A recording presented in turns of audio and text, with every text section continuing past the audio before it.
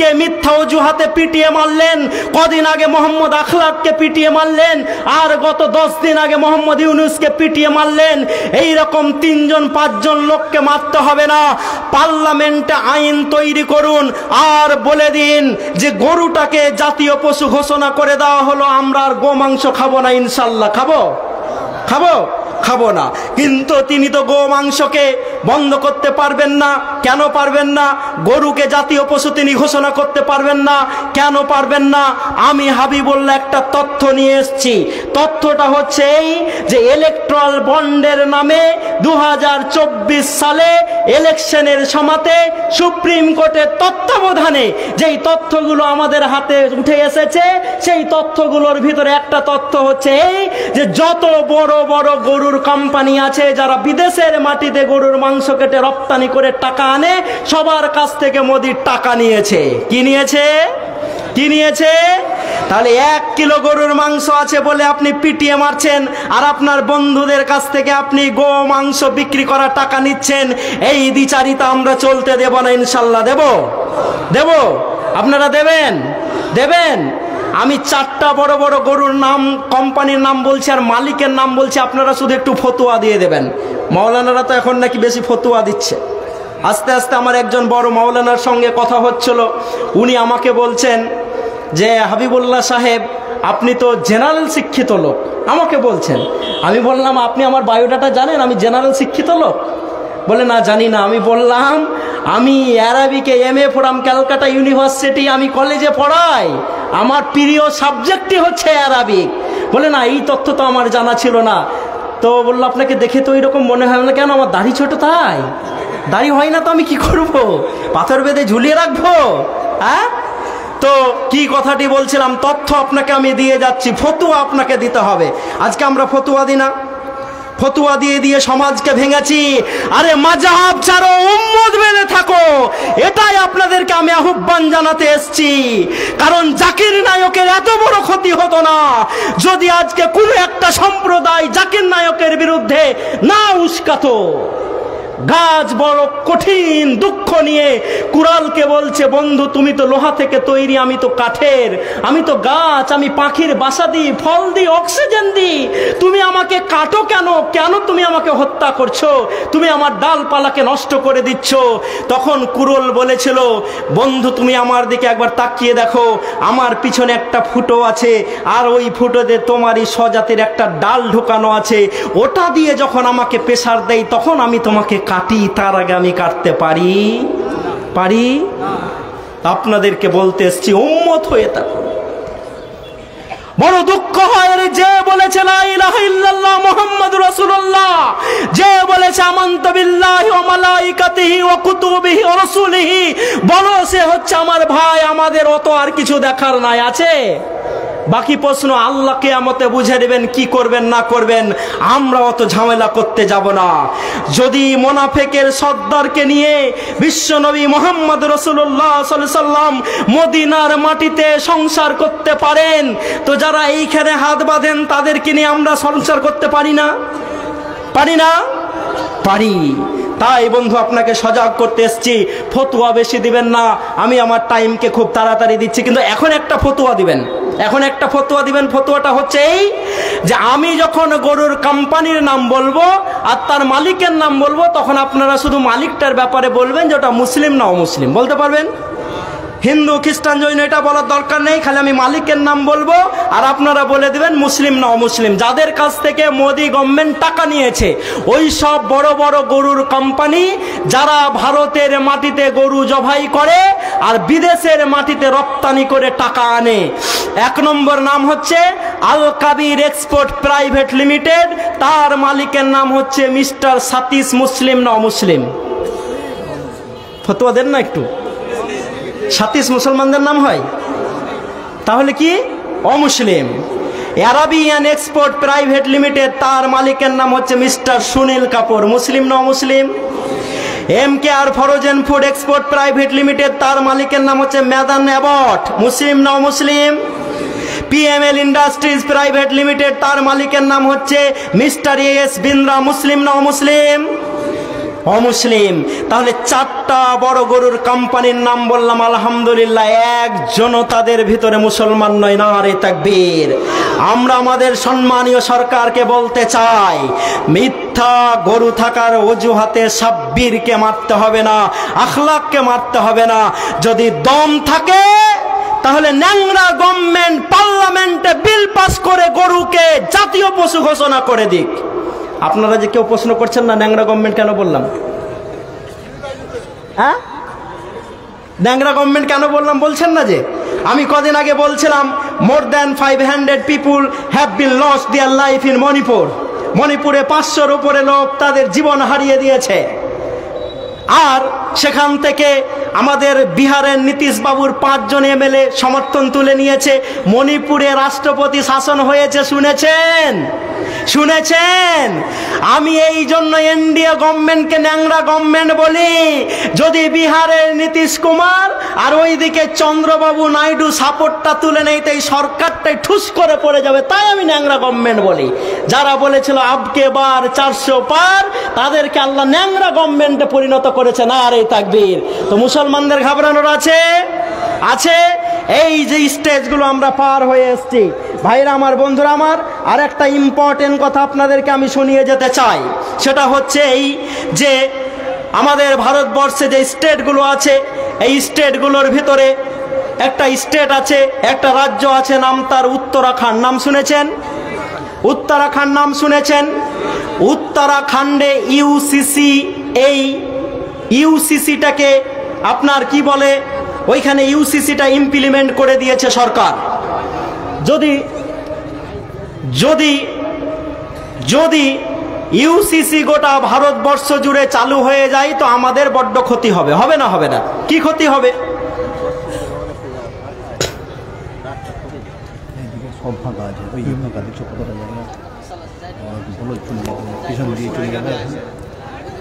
বন্ধু একটু পিছন দিয়ে যে ওইদিকে বসেন না, আসলে লোক অনেক বেশি গেছে। এটিকে বাদ দিয়ে দেন না, বাড়ি পাঠিয়ে দেন, অসুবিধা আছে। ডিস্টার্ব হচ্ছে, তাই এটিকে বাড়ি পাঠিয়ে দেন না। 2025 সালের 19শে ফেব্রুয়ারি যদি বলতে হয় তুমি বসো, এমনি শেষ হয়ে যাবো আমরা। হ্যাঁ, হাতে যদি চিনি নিয়ে দেয় বলি তুমি মিষ্টি হও, ওটা চিনির সম্মান বাড়ানো হয় না, ওটা চিনির সঙ্গে বেয়াদবি করা হয়। হাতে যদি আমি নিম নিয়ে আর বলি নিম তুমি তিতা হও, আরে নিমের গুণই তো হচ্ছে তিতা হওয়া। একটু বসুন না বন্ধু, বসুন, একটু বসুন, না হলে ওইদিকে যান, অনেক জায়গা আছে। কেন? আর যদি দাঁড়িয়ে থাকে অসুবিধা আছে?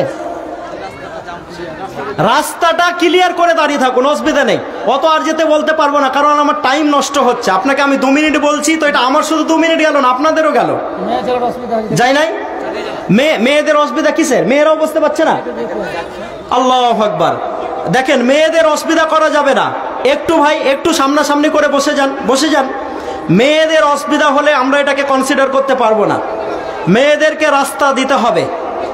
আল্লাহ রসুল রাস্তাতে দাঁড়াতে নিষেধ করতেন। সাহাবী বলছেন আমাদের যে জায়গা নাই, ভিতরে যে একটু কথা বলি, তো আল্লাহ রসুল বললেন তাহলে রাস্তার হক আদায় করো। রাস্তার কি করো? হক আদায় করো। চেহারা নত রাখবে, কেউ এলে তাকে সালাম দেবে, কেউ এলে তাকে সালাম দেবে। তো 2 মিনিট তো আমার লস হচ্ছে না, সবার লস হয়ে যাচ্ছে। ট্রেন ধরার জন্য পাকুড়ে একজন দাঁড়িয়ে আছে, 12টাতে টাইম, 12টাতেই ট্রেনটা চলে এসছে। তো যেই লোকটা প্যাসেঞ্জার, সে খুশি হয়ে বলছে আরে মোদি কিছু করুক আর না করুক, ট্রেনটা তো রাইট টাইমে চালিয়েছে। পাশেই স্টেশন মাস্টার দাঁড়িয়ে ছিল, কইছে অত খুশি হওয়ার কিছু নেই, গত ক্যালকাটা 24 ঘন্টা লেট করে আজকে এসছে এই টাইমে। আচ্ছা বলুন তো, যারা ট্রেনে ছিল তাদের পুরো জীবন থেকে 24 ঘন্টা আউট হয়ে যায়নি? শেষ হয়ে যায়নি? শুধু একজনের গেছে? সবার চলে গেছে। তো আমি যদি এখন 3 মিনিট আপনাকে বসি বলি, তাহলে তো সবার জীবন থেকে 3 মিনিট আমি নিয়ে নিলাম না। বহুত ইম্পর্টেন্ট কথা আপনাকে বলছি আমি। ইউসিসি করে মুসলমানদের কাছ থেকে আমাদের যে পার্সোনাল ল আছে, মুসলিম পার্সোনাল ল, এই আইনটাকে কেড়ে নিতে চাইছে। এই আইনটাকে যদি কেড়ে নেওয়া হয় তাহলে আমাদের বড্ড ক্ষতি হবে। কি ক্ষতি হবে?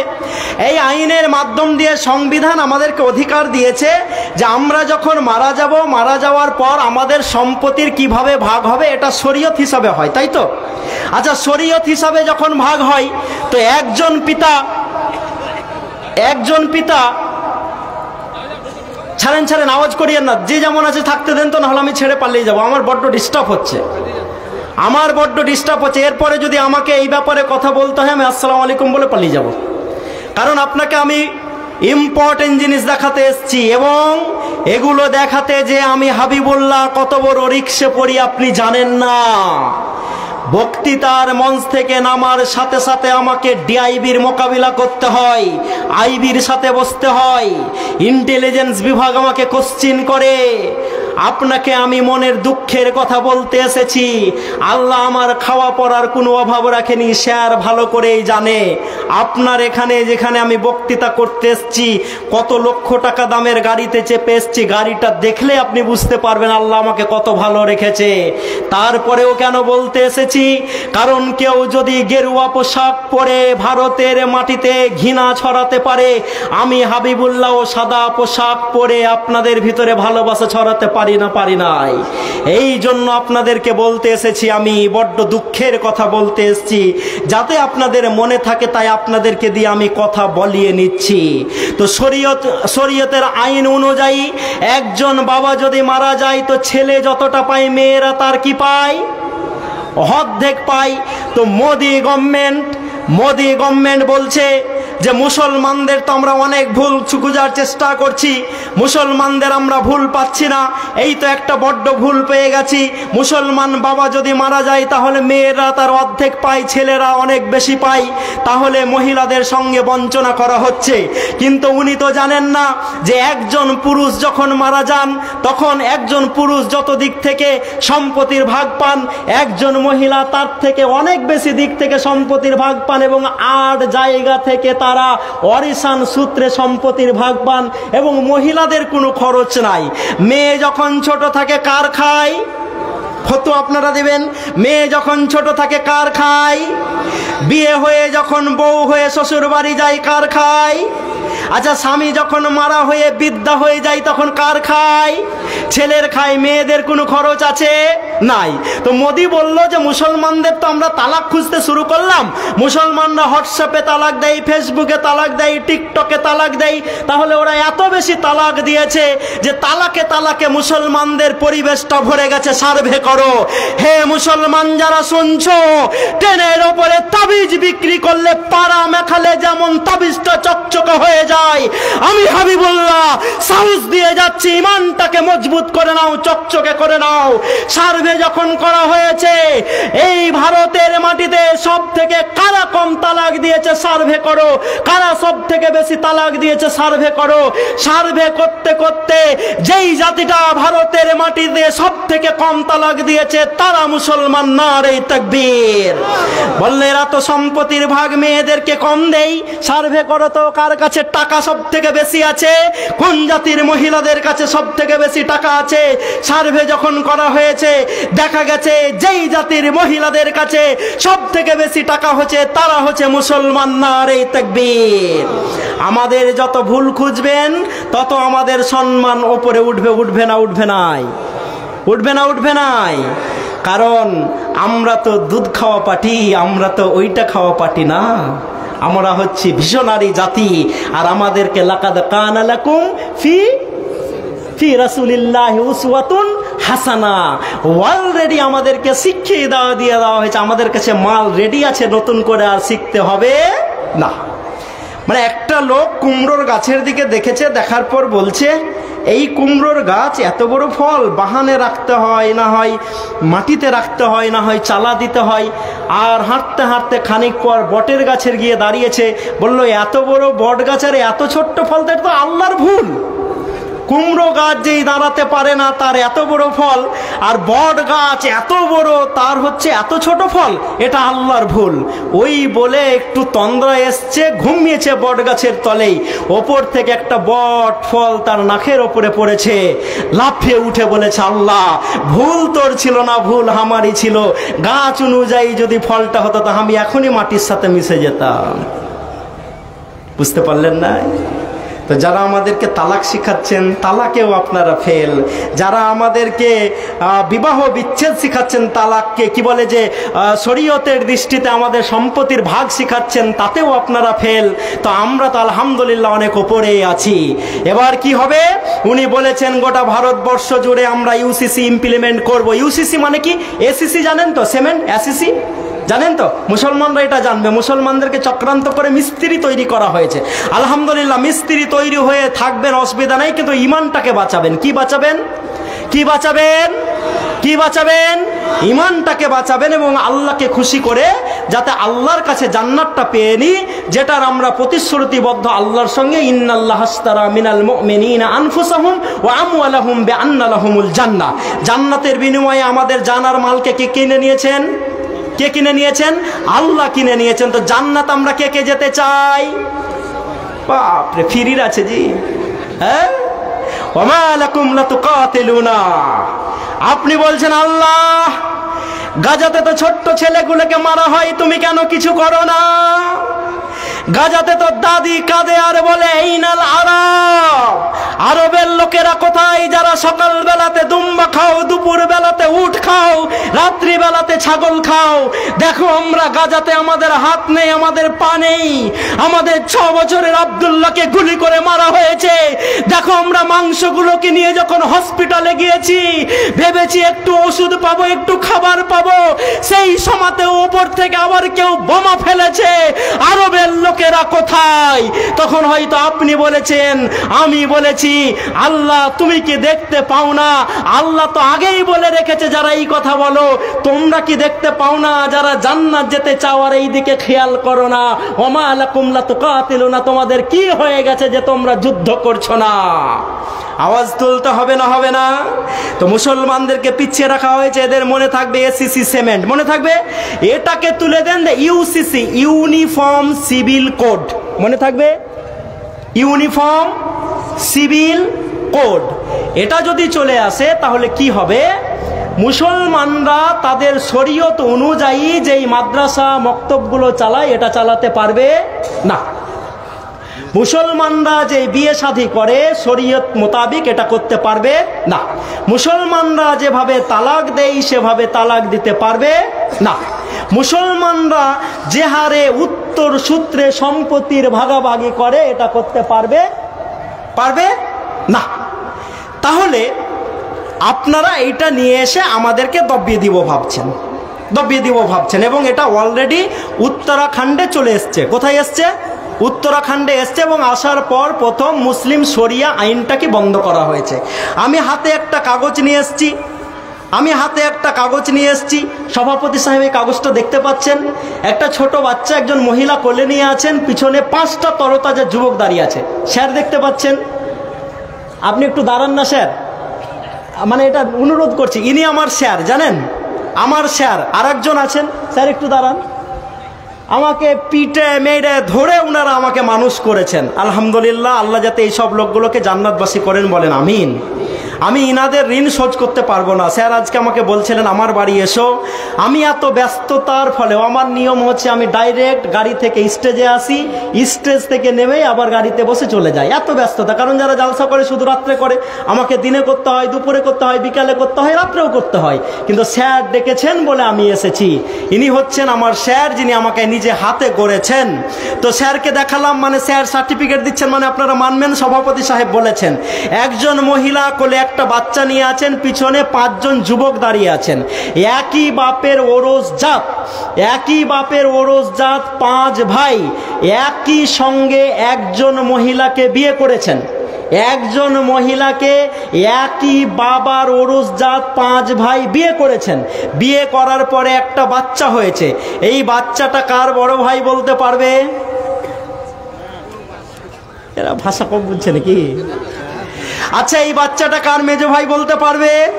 এই বাচ্চাটা কার সেজো ভাই বলতে পারবে? এই বাচ্চাটা কার ছোট ভাই বলতে পারবে? এই বাচ্চাটা কার কেউ না বলতে পারুক, ওই মহিলা বলতে পারবে? হ্যাঁ, পারবে? খাপা কোথাকার। মানে 3 মাসে বিয়ে করে নিয়ে এসছে, তো খুবই খুশি, যে লাফেছে, খুব মিষ্টি খাওয়াইছে লোককে। দাদু বলছে কিসের মিষ্টি হে? কইছে আমার বেটা হয়েছে।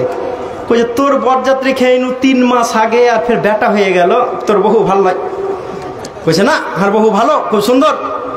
কইছে তুই খবর লে, তোর বহুর অন্য খবর ছিল।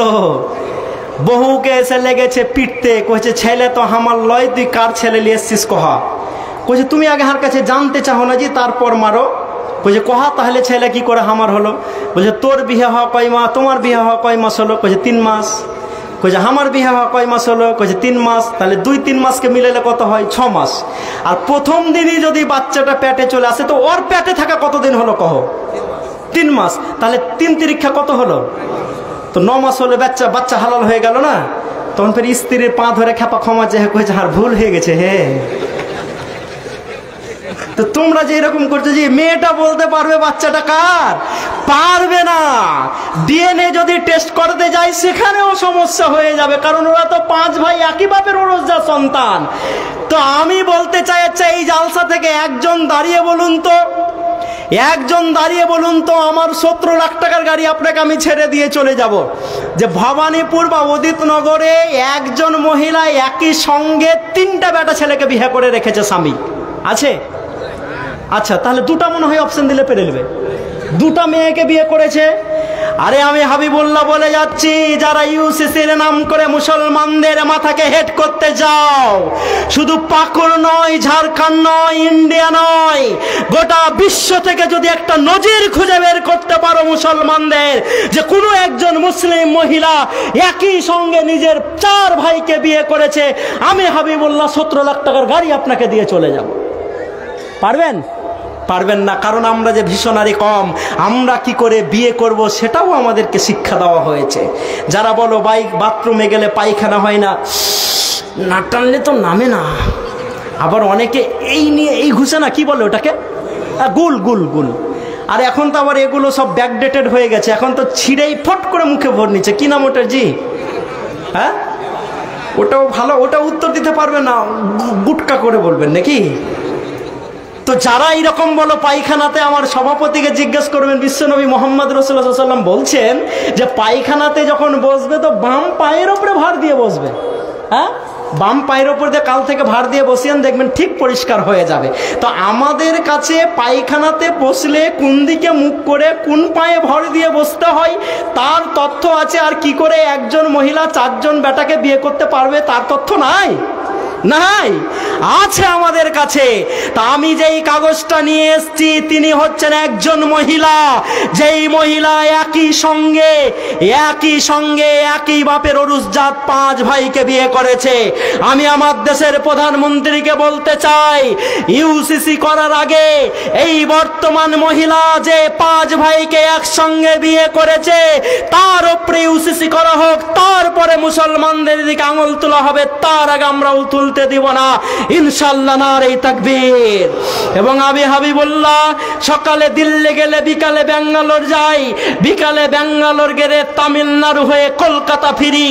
যেহেতু ভারতবর্ষটা আমি তন্ন তন্ন করে ঘুরি, ভারতের বাইরে ঘুরি, এবং আপনারা অনেকেই পড়েছেন, পড়ে নেবেন, দেখবেন যে দক্ষিণ ভারতের ব্রাহ্মণরা, আমি কোট করছি মনে রাখবেন, কালকেই মালগুলো ঝাড়বেন, দক্ষিণ ভারতের ব্রাহ্মণরা নিজের ভাগ্নিকে বিয়ে করাটাকে সব থেকে শুভ মনে করে।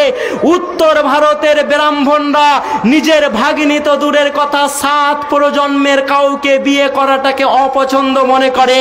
আমি আমার দেশের প্রধানমন্ত্রীকে বলতে চাই, আগে দক্ষিণ ভারত আর উত্তর ভারতের ব্রাহ্মণদেরকে মিলিয়ে দেন, তারপরে মুসলমানদের কথা ভাববেন, তার আগে আমরা ভাবতে দিব না। নারে তাকবীর। তাই বন্ধু, আপনাদেরকে আমি জাগাতে এসেছি, এবং আমি যখন এটা নিয়ে আসি তখন একটা রিপোর্ট করা হচ্ছে, this has led to the confuse about the real biological father of her 18-month-old son. তার 18 মাসের বাচ্চাটার আসল বাবাকে সেটা খুঁজেই পাওয়া যাচ্ছে না। তাই আমার দেশের প্রধানমন্ত্রীকে বলতে চাই, কুমড়ো গাছের দিকে তাকিয়ে বট গাছের ভুল ধরতে যাবেন না, কারণ মুসলমানরা যেটা করেছে খুবই ভালো করেছে। নারে তাকবীর। আমি আল্লামা ফজলুল হক খায়রাবাদী, আমাকে যারা দেশভক্তির কথা কথা বলতে চাও তাদেরকে আমরা বলতে চাই, আমি আল্লামা ফজলুল হক খাইরাবাদী, আমাকে ধরে নিয়ে যখন তোমরা সেলুলার জেলে বন্দি করেছো, আমি বলেছিলাম আমাকে একটু পানি খেতে দাও।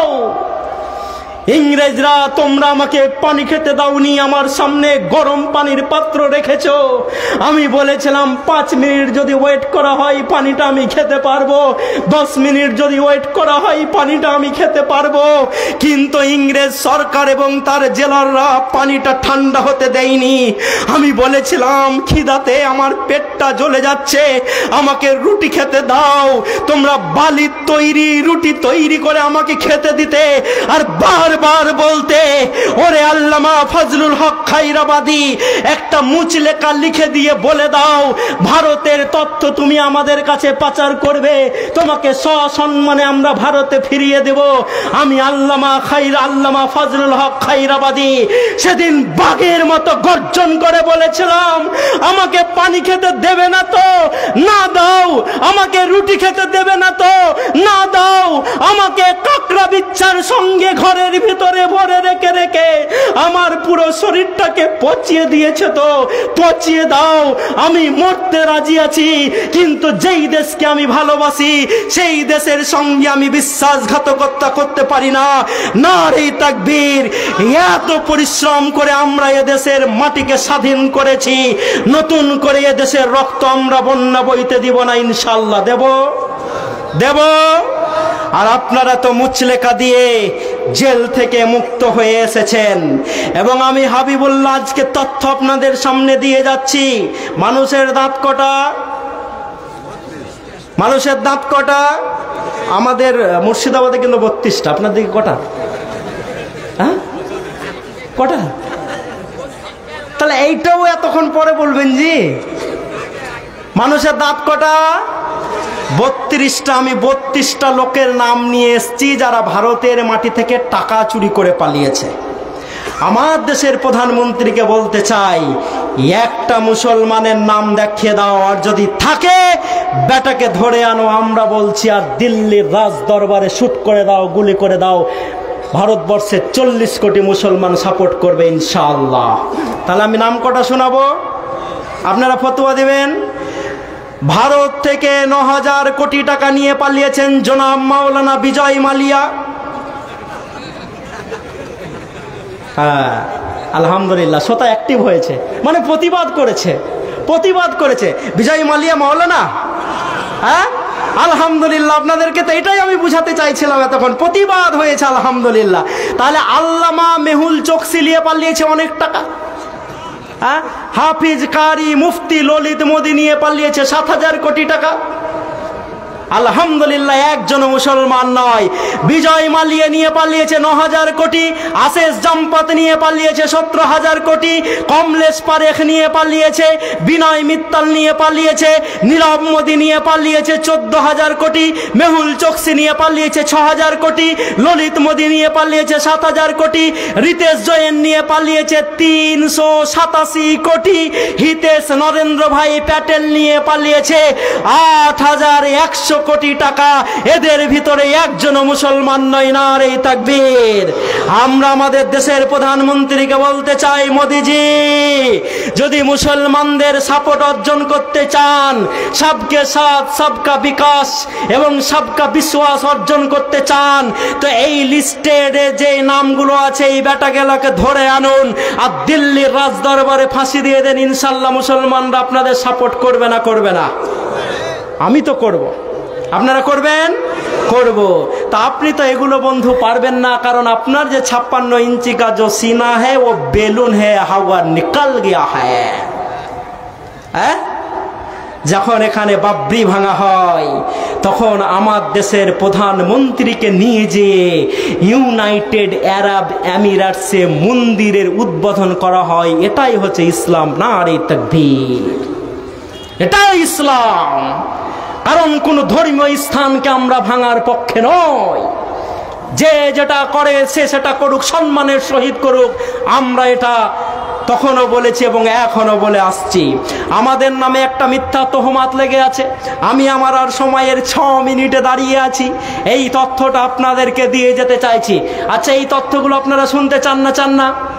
শুনতে হবে না? হবে না? হবে। কারণ আজকে আমাদেরকে কোণঠাসা করা হচ্ছে, আমাদেরকে আজকে খারাপ নজরে দেখা হচ্ছে।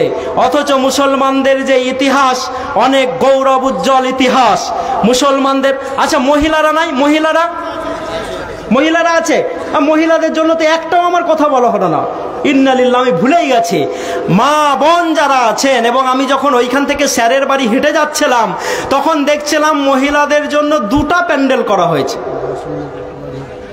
10 মিনিট কেন বাড়াবেন? না, বাড়াতে হবে না। ও আচ্ছা আচ্ছা আচ্ছা, সভাপতি সাহেব বললে আমি শুনতাম না, যেহেতু আমার স্যার বলেছেন আমাকে শুনতেই হবে। তো আমি যখন ওইখান দিয়ে যাচ্ছিলাম দেখলাম মহিলাদের জন্য 2টো প্যান্ডেল করা হয়েছে। এই তথ্যটা শুনে যান, কাজে লাগবে আপনার। তো আলহামদুলিল্লাহ, খুব খুশি হলাম দেখে। কেন খুশি হলাম? যে লেডিস ফার্স্ট, তাই তো? কিন্তু কি জানেন, জালসাতে আমরা মেয়েদেরকে এমন করে ঢেকে দিচ্ছি যে মেয়েরা কিছু দেখতেই পায় না, বক্তাদেরকেও দেখতে পায় না। ঢাকার কথা ছিল রাস্তাতে, যেখানে গুতাগুতি হবে, মারামারি হবে, ঠেলাঠেলি হবে, ওইখানে না ঢেকে এইখানে ঢেকে দিলাম আমরা। মানে 80 বছরের দাদিকে বোরখা, হাতে গ্লাভস, মুখে পর্দা দিয়ে পুরো ভূত করে দিয়েছি। আমি ছোটর জন্য ভূত বলছি না, 80 বছরের জন্য ভূত বলছি। আর 21 বছরের পতিনকে টাইট জিন্সের প্যান্ট পরে রাস্তাতে হেঁটে দিয়েছি।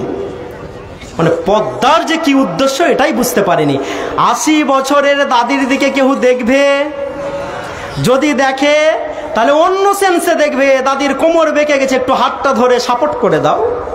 দাদি দাঁড়িয়ে থাকতে পারে না, চারটা ছেড়ে একটু বসতে দাও। আর 21 বছরের পতিনকে যখন দেখবে তখন অন্য সেন্সে দেখবে। আলী রাদিয়াল্লাহু তাআলা আনহু বলছেন যে মহিলাদেরকে পুরুষরা যেই চোখে দেখে, মহিলারা যদি বসতো তাহলে কাপড় দিয়ে নয়, সীসার প্রাচীর দিয়ে নিজেকে তারা বোরখা পরিয়ে মানে ঢেকে নিত, কভারিং করে নিত। তো ভাইরা আমার, আমাদেরকে এই তথ্যগুলো জানতে হবে। তা আমি কিছু মন্দিরের ছবি তুলে নিয়ে এসেছি। কিসের ছবি তুলে নিয়ে এসেছি? কিসের? মন্দির। মুসলমানরা ভারতকে শাসন করেছে পাট করে 1000 বছর। কতদিন বললাম? 1000 বছর। এবং এককভাবে 700 বছর। কতদিন? 700 বছর। বলুন, 1757 খ্রিস্টাব্দের পর ইংরেজদের হাতে ভারতের ক্ষমতা ছিল 190 বছর, তাই তো?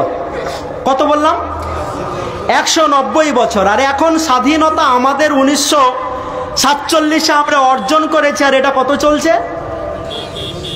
78 বছর নাকি? তা আমি 80 ধরে নিলাম, 2 বছর আপনাদের বোঝার জন্য ধরে নিয়েছি। তাহলে 190 আর 80-তে কত? 270। তো 270 বাদ দিলেই তো মুসলমানদের শাসন পড়ে যায়। বুঝতে পারলেন না? 270 বাদ দিলে মুসলমানদের শাসন পড়ে না।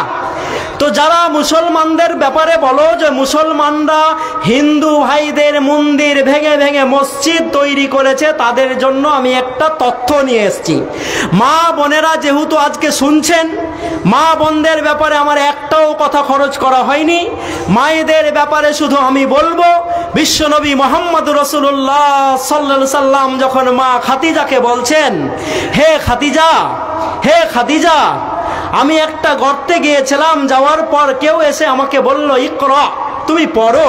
আমি বললাম আমি পড়তে জানি না। সে আমাকে দেবে ধরলো, আর এখন আমার বড্ড ভয় করছে, আমাকে জ্বর আসছে, আমাকে ভয় লাগছে, আমাকে চাদর দিয়ে ঢেকে দাও। মা খাদিজা রসুলকে চাদর দিয়ে ঢেকে দিলেন। মহিলাদের জন্য কয়েকটা বাক্য বলছি। আমার বোন, আপনাদের জন্য কেন বলছি?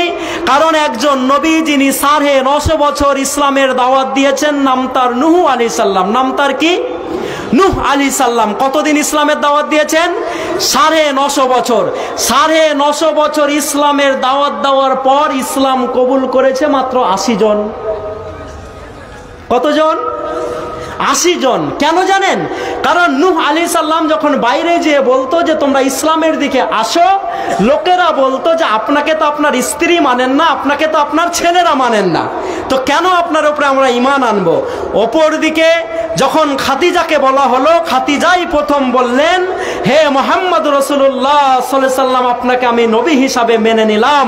তাই বিদায় হজ্জে যখন বিশ্বনবী মুহাম্মদ রাসূলুল্লাহ সাল্লাল্লাহু আলাইহি সাল্লাম ভাষণ দিচ্ছেন, তখন তার সামনে ইসলামের ফলোয়ার সাহাবীরা হচ্ছে 1,25,000। কত বললাম? কত বললাম? নূহ আলাইহিস সালাম দাওয়াত দিয়েছেন কত বছর? 950 বছর। আর বিশ্বনবী মুহাম্মদ রাসূলুল্লাহ সাল্লাল্লাহু আলাইহি সাল্লাম দাওয়াত দিয়েছেন মাত্র 23 বছর। কেন? কারণ তার স্ত্রী তার উপরে ঈমান নিয়ে এসেছে।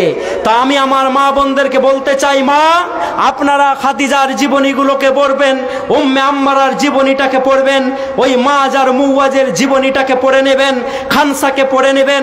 আজকে ভারত থেকে এনআরসি এনপিআর করে যখন আমাদেরকে ডিটেনশন ক্যাম্পে ভরার জন্য সরকার মহোদয় 10টা স্টেটে ডিটেনশন ক্যাম্প তৈরি করে, আমাদেরকে এনপিআর এর নাম করে যখন ফাঁসানোর চেষ্টা করে, তখন আপনাকে বেশি বেশি করে আপনাকে খানসার ইতিহাস পড়তে হবে। কারণ সকাল বেলাতে যুদ্ধ শুরু হবে, রাত্রি বেলাতে 4টা বাচ্চাকে নিয়ে খানসা বসেছেন, বসার পর বলেন, ওরে বেটা কালকে সকালে যুদ্ধ শুরু হবে, তোমরা আল্লাহর পক্ষ থেকে ঝাঁপিয়ে পড়বে। সকালে যখন যুদ্ধ হলো, 4টা বাচ্চা আল্লাহর পক্ষ থেকে ঝাঁপিয়ে পড়েন। মা খানসা যখন যুদ্ধের ময়দানে যায়, যেতে যেতে যেতে একজন বলে, খানসা তুমি কোথায় যাও? তোমার বড় ছেলে শহীদ হয়েছে। মা খানসা বলেছে আলহামদুলিল্লাহ। আর একটু যখন এগিয়ে যাই, খানসা তুমি কোথায় যাও? বলে তোমার মেজো ছেলে শহীদ হয়েছে। খানসা বলেছে আলহামদুলিল্লাহ। আমার বোন যারা আমার বক্তৃতা শুনছেন তাদেরকে আমি বলতে চাই, বোন রোহিত ভেমুলার মায়ের চোখের পানি আমি ভুলতে পারিনি হাবিবুল্লাহ। কারণ ওটা হিন্দু না মুসলমান, কোরআন আমাকে এটা জিজ্ঞেস করতে বলেনি, বরঞ্চ কোরআন বলেছে মান কাতালা নাফসান বেগাইরে নাফসিন আও ফাসাদা ফিল আরজ। ওটা হিন্দু না মুসলিম, জৈন না খ্রিস্টান, কে মারা গেছে কোরআন আমাকে জিজ্ঞেস করতে বলেনি। কোরআন বলেছে মানুষ মরেছে, ফাসাদ সৃষ্টি হয়েছে, তো ঘোষণা দিয়ে বলে দাও তাম পৃথিবীর মানুষকে মেরে দেওয়া হয়েছে। রোহিত ভেমুলার মা ছোট জাতি, তার ছেলে পিএইচডি ডিগ্রি করার জন্য যখন বিশ্ববিদ্যালয়ে যায়, তখন তাকে আত্মহত্যা করতে বাধ্য করা হয়। যখন নাজিবকে জওহরলাল নেহরু ইউনিভার্সিটি থেকে তুলে এনে গায়েব করে দেওয়া হয়, কোভিড-19 সময়তে স্বামী আর স্ত্রী একই সঙ্গে হাঁটতে লেগেছে, কয়েকশো কিলোমিটার হাঁটার পর স্বামী লাশ হয়ে গেছে। স্ত্রী কাঁদতে কাঁদতে বাড়ি ফিরে এসে বলেছে, আমার স্বামীকে আমি পুরাতে পারিনি, আমি তো আমার দেশের প্রধানমন্ত্রীকে ওই কথাটা কোট করে বলতে চাই, যেটার ব্যাপারে প্রথমে বলেছিলাম উমারকে বলা হয়েছিল কেন জুব্বা বড় হয়েছে। উমারের ছেলে যখন উত্তর দিয়েছে, আমারও ভাগটাকে দিয়ে বাবার কাপড়টাকে বড় করেছি, তাই বাবার জুব্বাটা বড় হয়েছে। মোদি গভর্নমেন্টকে বলতে চাই, 8,000 কোটি টাকার প্লেন আর 20,000 কোটি টাকার ভিস্তা আর প্রতিদিন কোটি কোটি টাকা খরচ করে জনগণের ট্যাক্সের টাকাতে যখন আপনি ঘুরছেন, তখন রোহিত ভেমুলার মাকে আপনি কৈফিয়ত দিতে বাধ্য বাধ্য বাধ্য যে তার ছেলেকে কেন মারা হয়েছে। আমার মায়েদেরকে বলতে চাই, মা ওই গাজার মায়েদের দিকে তাকাবেন, তাকার পর বলবেন, আমি যখন বাড়ি যাই আমি হাবিবুল্লাহ, আমার 2 বছরের ছোট্ট মেয়েটা জড়িয়ে ধরে বলে, আব্বা তুই কোথায় গেছিলিস? 6 বছরের বেটা জড়িয়ে ধরে বলে, আব্বা তোমাকে দিনও দেখতে পাই না, রাত্রেও দেখতে পাই না। যার 6 বছরের বাচ্চা আছে, 10 বছরের বাচ্চা আছে, 2 বছরের বাচ্চা আছে, ক্যান ইউ ইমাজিন? আপনি কল্পনার জগতে যাবেন, আর যাওয়ার পর বলবেন, এখনই যেই বাচ্চাটাকে আমি চোখে লাগালাম, চুমু খেলাম, এই বাচ্চাটাকে যদি কেউ গুলি করে মেরে দেই তো আমাকে কেমন লাগতে পারে? আমি তো মা। ওরে মুরগির কাছ থেকে বাচ্চা যদি কাটতে আসে, মুরগি চিলের কাছে উড়ে যায়। গাজাতে মায়েরা বাচ্চার লাশ ধরিয়ে ধরিয়ে 800 কোটি মানুষকে দেখায় আর বলে, দেখো আমরা বাচ্চার মাংসগুলোকে নিয়ে আছি, তোমরা কি আমাদের জন্য একটু কথা করবে না? আমি আমার মায়েদেরকে বলতে চাই, যুদ্ধ আপনাকে করতে যেতে বলছি না। যখন আপনি মুসাল্লাতে যাবেন, নামাজ পড়তে যাবেন, আল্লাহকে বলবেন, আল্লাহ তুমি পৃথিবীর দিল্লির মাটিতে শান্তি দাও, গাজাতে শান্তি দাও, ফিলিস্তিনে শান্তি দাও, সিরিয়াতে শান্তি দাও, তুমি আল্লাহ ইউক্রেনে শান্তি দাও, তুমি ইরাকে শান্তি দাও, এই বলে দোয়া করবেন। আর খানসার মতো যদি আপনার ইমানটা মজবুত হয়ে যায়, আমি হাবিবুল্লাহ দায়িত্ব নিয়ে বলছি, এনআরসি করে মুসলমানদেরকে কেউ ভারত থেকে তেড়ে দিবে, এটা তো করা দূরের কথা, কল্পনাই করতে পারবে না। নারে তাকবীর। কেন পারবে না? আর একটু যখন খানসা এগিয়ে গেছে, বলে কোথায় যাচ্ছেন আপনি? আপনার ছোট ছেলে শহীদ হয়েছে। মা খানসা আঁচল তুলে দিয়ে, বোন আপনাদের জন্য আমি বলে যাচ্ছি, আঁচল তুলে দিয়ে আল্লাহর দিকে তাকিয়ে বলেছেন, আল্লাহ কাল কিয়ামতের মাঠে যেদিন তুমি আমাকে জিজ্ঞেস করবে, খানসা বলো তুমি কতটা নামাজ পড়ে এসছো, কতটা রোজা করে এসছো, কত তোমার তাহাজ্জুদ আছে, আমি অতটা দেখাতে পারবো না, কিন্তু আমি বলবো আল্লাহ আমি চারটা শহীদের মা, আজকে তোমার সামনে আমি খানসা চারটা শহীদের মা, আমার ছেলেরা শাহাদাত বরণ করেছে, দাও কি দিয়ে তুমি আমাকে পুরস্কৃত করবে। আজকে যদি হরিয়ানার জুনাইদের মায়ের এই রকম ইমানটা মজবুত হয়ে যায়, তাহলে আমাদেরকে ভারত থেকে কেউ তাড়াতে পারে? পারে না। তাই ভাইরা আমার, বন্ধুরা আমার, আমাদেরকে একটু সজাগ হতে হবে, চোখ কান খুলে রাখতে হবে।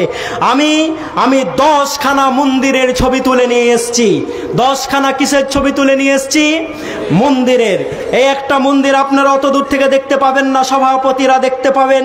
এই একটা মন্দির যার বয়স হচ্ছে 700 বছর, এই একটা মন্দির যার বয়স হচ্ছে 1100 বছর, এই একটা মন্দির যার বয়স হচ্ছে 1300 বছর, এই একটা মন্দির যার বয়স হচ্ছে 1500 বছর, এই একটা মন্দির যার বয়স হচ্ছে 2200 বছর।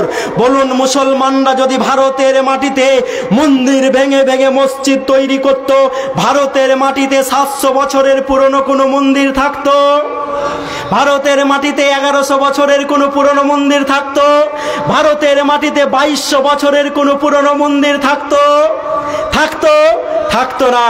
তার মানে আমাদের ওপরে যে মিথ্যা তহমাত আপনারা দেন, এগুলো সব হচ্ছে ভিত্তিহীন মিথ্যা। তাই আপনাদেরকে বলতে চাই, যারা ক্ষমতায় আছেন, যেহেতু এই চারটাকে আমরা সম্মান করি, আমরা যেহেতু মুসলমান, এটা আমাদের দায়িত্ব দেশে শান্তি স্থাপন করা। কেউ যদি ভুল করে, তার ভুলটা তার চোখে আঙুল দিয়ে দেখিয়ে দেওয়া, হ্যাঁ কি না? তাই আমরা আমার দেশের প্রধানমন্ত্রী, আমার দেশের যোগী আদিত্যনাথ, যার আন্ডারে কদিন আগে আমরা দেখলাম, এখন তো দিল্লিও আবার মোদি ভাইয়ের আন্ডারে চলে গেছে, তাই তো? এবং কদিন আগে দেখলাম দিল্লিতে 18 জন পদপিষ্ট হয়ে দিল্লি স্টেশনে মারা গেল। যাই নাই? মারা গেছে। ওরা হিন্দু না মুসলিম ওই জিজ্ঞাসে কুঞ্জন, কান্ডারি বলো ডুবিছে মানুষ সন্তান মোর মার। ওরা মহাকুম্ভের মেলাতে গেছে না আজমির গেছে, ওইটা আমার দেখার নয়। আমার দেখার বিষয় হচ্ছে মানুষ মারা গেছে, মানুষের বিচার করতে হবে। তাই আপনাদেরকে বলতে চাই, যারা মুসলমানদেরকে পিছনে রেখে দেশটাকে এগোনোর কল্পনা করেন, মুসলমানদেরকে পিছনে রেখে দেশকে এগোনো যাবে না। যাবে? মুসলমানরা আলহামদুলিল্লাহ দেশের সঙ্গে বেঈমানি করেনি, করে নাই। আমার কাছে অনেক তথ্য আছে, আমি দেখিয়ে দিব যে আমাদের দেশের মেন তথ্যগুলো যারা পাকিস্তানকে পাচার করেছে, একজনও মুসলমান নয়। নারে তাকবীর। আল্লাহু আকবার বলবেন না? নারে তাকবীর। এবং আমার মাওলানারা যাদেরকে ওয়াকাফ অ্যামেন্ডমেন্ট বিল এনে মাদ্রাসা থেকে বঞ্চিত করতে চাইছো, তাদের ব্যাপারে ইতিহাস পড়ে দেখো। 1757 থেকে 1857 100 বছর, এবং 1857 থেকে 1947 সালে 15 আগস্ট পর্যন্ত এই রকম মাওলানারা কোনোদিন ঠিক মতো চোখ ভরে ঘুমাতে পায়নি। যদি মাওলানারা ঘুমাতো, তো ভারতে ইংরেজরা 190 বছর থাকতো না, 1000 বছর থেকে যেত। আমার মাওলানারা বলেছিল, নামাজ রোজা করা যেমন ফরজ, ইংরেজদের বিরুদ্ধে যুদ্ধে নামাও ফরজ। তাই আমার মাওলানাদেরকে ধরে ধরে গাছে ফাঁসি দিয়ে দেওয়া হয়েছিল, আর বলেছিল কবর দিতে হবে না, গাছে টেঙে দাও, কারণ তারা দেখুক আর শিক্ষা গ্রহণ করুক যে মাওলানাদেরকে আমরা গাছে টেঙে দিয়েছি, কাক দিয়ে খাইয়ে দিয়েছি, শুকুন দিয়ে খাইয়ে দিয়েছি, পিঁপড়ে দিয়ে খাইয়ে দিয়েছি। আমি হাবিবুল্লাহ দায়িত্ব নিয়ে বলছি, সেদিন আমার মাওলানারা বলেছিলেন আমাদেরকে গাছের টেঙে দেবে তো টেঙে দাও, আমাদেরকে চিল দিয়ে খাইয়ে দিবে তো খাইয়ে দাও, আমাদেরকে জ্বালিয়ে দিবে তো জ্বালিয়ে দাও, তারপরেও আমরা ভারতকে আজাদ না করে শান্তির ঘুম ঘুমাবো না। তাই আমি মাদানী সাহেব মক্কা থেকে রেশমি রুমালের সাহায্যে ভারতের মাটিতে স্বাধীনতার লড়াই লড়েছি। নারে তাকবীর। আজ ওই রকম মাওলানারা আছে বলে ভারতে শান্তি আছে। যদি এই মাওলানাগুলো ঘুমিয়ে যায় তো যারা আজকে জয় শ্রীরাম বলছেন, জয় শ্রীরাম থাকবে না। তখন তাদের যে চার ভাগ, কেউ মাথা থেকে, কেউ পেট থেকে, কেউ পা থেকে, কেউ পিঠ থেকে হয়েছেন, এই চার দলে বিভক্ত হয়ে যাবেন। এখন মুসলমানরা আছে বলেই হিন্দু মুসলিম করার চেষ্টা করছেন। যদি মুসলমানরা চুপ হয়ে যায় তো আদিবাসী লোকদেরকে ভারতের মাটিতে পিটিয়ে পিটিয়ে মারা হবে না হবে নাই। কদিন আগে তামিলনাড়ুতে একটা দলিত ছেলের কয়েকজন উচ্চবঙ্গের ছেলে শুধু অন্যায়ের প্রতিবাদ করার জন্য হাত দুটো কেটে নিয়েছে, দেখেন নাই? বলে তোমাদের হাত রাখার অধিকার নেই। এখানকার মুখ্যমন্ত্রী, মানে এখানকার বলতে ভারতের একজন মুখ্যমন্ত্রী বলেছেন দলিত মহিলাদেরকে শারীরিকভাবে শোষণ করা যেতেই পারে। পথের দাবিতে আমরা পড়েছিলাম একজন ছোট জাতির মহিলা একজন বড় ব্রাহ্মণকে বলছে ভাত খাবে, মোর রাধা ভাত। মানে কথাটা হচ্ছে এই যে আমার শরীর তো ভোগ করো, অসুবিধা নেই, ভাতটা খাবে কি, আমার ছোট হাত দিয়ে রান্না করেছি। তা আমি বলতে চাই এই ছোট জাতি যাদেরকে আমি টিপু সুলতান বলেছিলাম ব্লাউজ পরো, কারণ তুমি যখন ছোট জাতির মহিলা রাস্তা দিয়ে হেঁটে যাও, ওপরটা যখন খোলা হয় তখন ব্রাহ্মণরা বসে বসে দেখে। আমি টিপু সুলতান তোমাদেরকে ব্লাউজ পরার অনুমতি দিয়েছিলাম। তাই মুসলমানরা আছে বলে ভারতের মাটিতে শান্তি আছে। তাই আমরা যখন এই ভারতকে শাসন করেছি তখন ভারতের জিডিপি হচ্ছে 30। আজকে মোদি যখন এই ভারতকে শাসন করছে জিডিপি প্রেসারের মতো নামতে নামতে টিং টিং টিং টিং করতে করতে চেড়ে এসে ঠেকে গেছে। আমরা যখন শাসন করছি 30, ওর বালাতে 4। তাই আমরা বলতে চাই আল্লাহ রাব্বুল আলামিন তুমি এই ভারতের মাটিতে শান্তি দাও, বলেন আমিন। আমার হাজি সাহেবরা মক্কাতে যেয়ে যদি গেলাপ ধরে একটু দোয়া করার সুযোগ পাই, আল্লাহকে বলে আল্লাহ 14র পর ভারতের মাটি বারুদের উপরে দাঁড়িয়ে আছে, ভারতে শান্তি দাও। কেউ বলে না আল্লাহ আমি এখানে হজ করতে এসেছি, আমার এখানেই মরণ নিয়ে নাও। এত আমরা ভারতকে ভালোবাসি। সুতরাং যারা নতুন করে আমাদের কাছ থেকে দেশকে ভালোবাসার সার্টিফিকেট চাইছেন তাদেরকে আমরা সার্টিফিকেট দেখাবো না। আল্লাহ আমাদেরকে কবুল করুক। আসসালামু আলাইকুম ওয়া রাহমাতুল্লাহি ওয়া বারাকাতুহু। আচ্ছা 1 মিনিট খালি আমার নিজের জন্য নিচ্ছি, ভুলে গেছিলাম। আমি এই বছর একটা স্কুল তৈরি করেছি, আল ফুরকান একাডেমি। 1000 ক্যাপাসিটি, ছেলে এবং মেয়ে। যদি ছেলে মেয়েরা পড়ে আরবি ইংলিশ এতেও লেকচার দিতে পারবে ইনশাল্লাহ। এবং মৌলভী মাওলানা তৈরি হতে পারবে না, কিন্তু ইঞ্জিনিয়ার ডাক্তার প্রফেসর যদি তৈরি হয় তো ইমানদার হবে ইনশাল্লাহ। তো কারো যদি বাড়িতে ভালো ব্রিলিয়ান্ট বাচ্চা কাচ্চা থাকে আমাদের সাথে যোগাযোগ করতে পারেন। আসসালামু আলাইকুম ওয়া রাহমাতুল্লাহ। এটা খুলে ওয়ালাইকুম আসসালাম ওয়া রাহমাতুল্লাহি ওয়া বারাকাতুহু। ইন্নাল হামদুলিল্লাহ ওয়া সলাতু ওয়া সালামু আলা রাসূলিল্লাহ ওয়া আলা আলিহি ওয়া সাহবিহি ওয়া মান ওয়ালা, আম্মা বা'দ। আউযু বিল্লাহি মিনাশ শাইতানির রাজীম। কুল ইন কুনতুম তুহিব্বুনাল্লাহা ফাত্তাবিউনি ইউহিব্বুকুমুল্লাহ। যে সম্মানিত ভাইরা উঠে যাচ্ছেন কেন? এখনো তো বক্তা বাকি আছেন, 2 জন বক্তা আছেন আপনাদের কাছে। এখন বসে যান, আল্লাহর রাস্তায় বসে যান, উঠে যান না। তো আপনারা এতক্ষণ ধরে হাবিবুল্লাহ সাহেব প্রফেসরের বক্তব্য শুনলেন, যা শুনলেন তা বুঝলেন। আপনি থামেন, একটাই কথা, কারোরটা বাদ দিচ্ছি না। না না ওটা বাদ দাও, আমি বলছি। আল্লাহ বলছেন নবী আপনি বলেন বার করে বেরিয়েছি, যদি তোমরা আল্লাহকে বাড়তি ভেজাল, এটাকে বলে বাড়তি ভেজাল।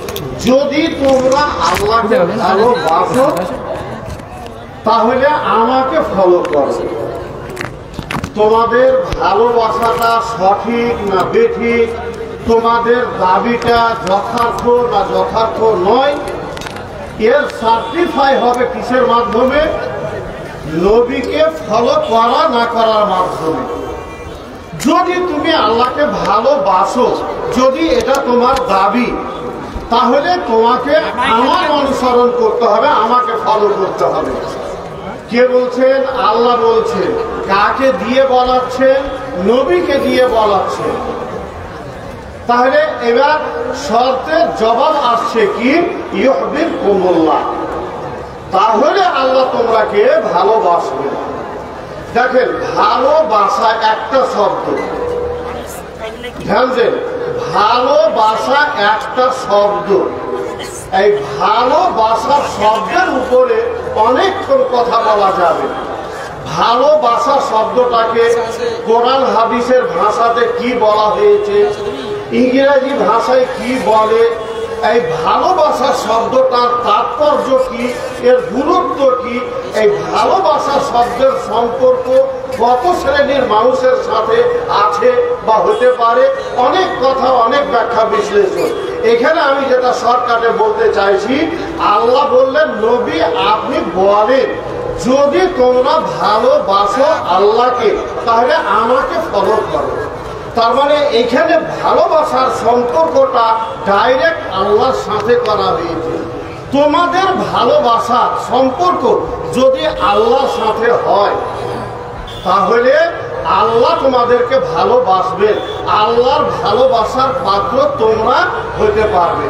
অনেক কথা, সম্পর্ক শুধু আমি বুঝাতে চাইছি, আল্লাহর ভালোবাসা যখন মানুষের ভিতরে এসে যায়, মানুষ যখন আল্লাহকে ভালোবাসতে শিখে নেয়, অটোমেটিক তখন আল্লাহর ভালোবাসাও আল্লাহর পক্ষ থেকে মানুষের কাছে আসে। তখন এর চাইতে আর বড় পাওনা আর আপনার জীবনে কি হতে পারে? আপনি আল্লাহর ভালোবাসার মানুষ হয়ে যেতে পারলেন, আপনি আল্লাহর বন্ধু হয়ে যেতে পারলেন, আল্লাহ আপনার বন্ধু হয়ে গেল। এর চাইতে আর বড় জীবনে কি পাওয়ার আছে? তো কথা বাড়াতে গেলে অনেক কথা বাড়বে। আল্লাহর সাথে যেদিন আমাদের সম্পর্ক হয়ে যাবে, আল্লাহর সাথে যেদিন আমাদের ভালোবাসা গড়ে উঠবে, সেদিন সকল সমস্যার সমাধান হয়ে যাবে। ভালোবাসা হতে হবে আগে আল্লাহর সাথে। আর এই ভালোবাসা আসে কোনখান থেকে? আল্লাহর উপরে ঈমান আনা থেকে। মানুষের ভিতরে ঈমান যখন পরিপক্কভাবে পরিপূর্ণ রূপে যখন ঈমান প্রবেশ করে, তখন ওর ভিতরে নাড়া দেয়, ঈমান তখন ওর ভিতরে কাজ করে। কেমন করে আপনাকে চলতে হবে, ঈমান আপনাকে চলাবে। আর ঈমান যখন আপনার পরিপূর্ণ হয়ে গেল, তখন আপনার সাত সমুদ্র পার, কোনো টেনশন নাই, কোনো সমস্যা নাই। কারণ এ ওয়াদা আল্লাহ দিয়েছেন, এ অঙ্গীকার আল্লাহ করেছেন, যদি তোমরা মুমিন হও কোনো ভয় নেই। আল্লাহ বলছেন, ওয়ালা তাহিনু ওয়ালা তাহজানু ওয়া আনতুমুল আ'লাউনা ইন কুনতুম মুমিনিন। যদি তোমরা মুমিন হও, যদি তোমরা মুমিন হও, ঈমানের মতো ঈমান যদি তোমাদের হয়, তাহলে কোনো ভয় নেই, কোনো টেনশন নাই, দুর্বল হওয়ার কোনো কারণই নেই, তোমরাই জয়ী থাকবে। তো সম্মানিত দিদি ভাইরা আমার, আমি সার কথা যেটা আপনাদেরকে বলতে চাই, সর্বাগ্রে আমাদের ঈমান মজবুত হতে হবে। আপনার ঈমানই যদি না থাকে, আপনার দেহই কাজ করবে না, আপনার মাইন্ড কাজ করবে না, আপনার মন কাজ করবে না, আপনি কিছু করতে চাইলেও করতে পারবেন না। কারণ আপনার অন্তর মরে গেছে, ওখানে আপনার মাইন্ড শেষ হয়ে গেছে, আপনার মানসিকতা বিলুপ্ত হয়ে গেছে। তো আপনার মন, মানসিকতা, মেজাজ, দেহ, শরীর সবকে চাঙ্গা করে রাখার জন্য, এইটাকে পরিচালনা করার জন্য আপনার বড় অস্ত্র হলো ঈমান। ঈমান মজবুত করেন, আল্লাহর সাথে ভালোবাসার সম্পর্ক গাঢ় করেন, আল্লাহ সব সমস্যার সমাধান করে দিবেন। কথা কি বুঝাতে পারলাম 2 মিনিটে? যদি বুঝলেন তো ভালো, না বুঝলেন তো আবার আগামী বছর জলসা শুনতে আসবেন। এবারে আমি আর বেশি সময় না নিয়ে আগামী বক্তাকে ডাকবো। তার আগে একটা ঘোষণা, এদিকে যে পেচ্ছাবের জন্য পানির ব্যবস্থা, সেখানে পানি নাই। সুলেমান সাহেবকে পানির দায়িত্ব দেওয়া হয়েছে। সুলেমান কে আছেন পানির দায়িত্বে, আপনি চটপট ওই পানির ব্যবস্থা